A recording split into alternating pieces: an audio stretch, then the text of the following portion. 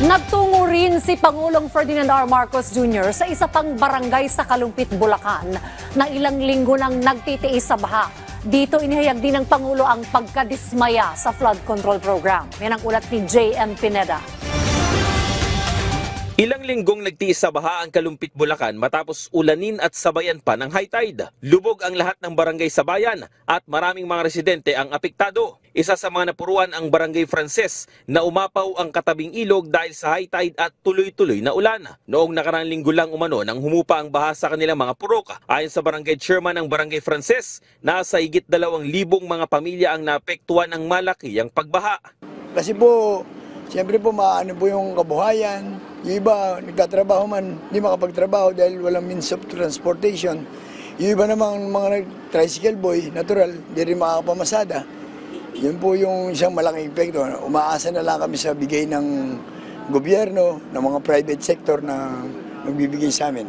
Kaninang umaga, binisita ni Pangulong Ferdinand Marcos Jr. at pamahalang lokal ng Bulacan ang isang bahagi ng barangay, partikular na ang riprap sa tabi ng ilog na sakop ng Purok 2. Ito ang nagsisilbing harang para di umapaw at umagos papunta sa mga kabayan ng tubig. Ikinadismaya ng Pangulo ang nakita niya dahil substandard umano ang flood control project at mukhang hindi pa tinapos. Hindi ginawa. Ito na naman, the same thing. Pag titignan mo yung report sa atin, completed lahat. Meron na yan. Tapos, ito na naman yung quality. Madaling makita. Hawakan mo yung semento dito. Unang-una yung semento, ganyan lang kakapal.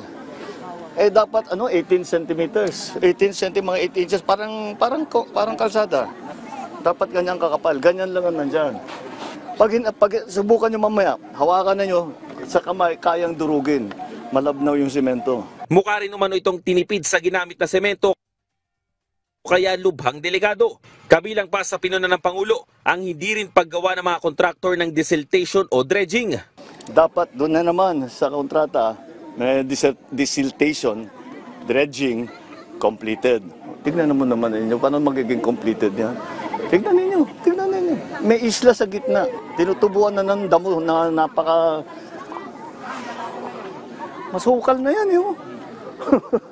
Ibig sabihin, matagal na silang hindi nagde-dredge. Although sa report namin, nagde-dredge sila. Tiniyak naman ni Pangulong Marcos na hindi nila papalagpasin ang mga nasa likod ng palpak at nakatiwangwang lang na flood control project, lalo pa at maraming apektadong residente. Hahanapin natin yung sinong responsible dito sa gobyerno, sa private, at kailangan managot sila dito sa kanilang ginawa. Managot sila, huwag sila managot sa akin, managot sila dito sa mga tao dito na yung mga kahirapan na dinala nila sa mga buhay nila.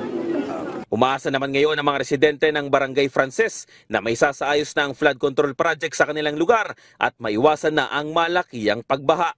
J.M. Pineda para sa Pambansang TV sa Bagong Pilipinas.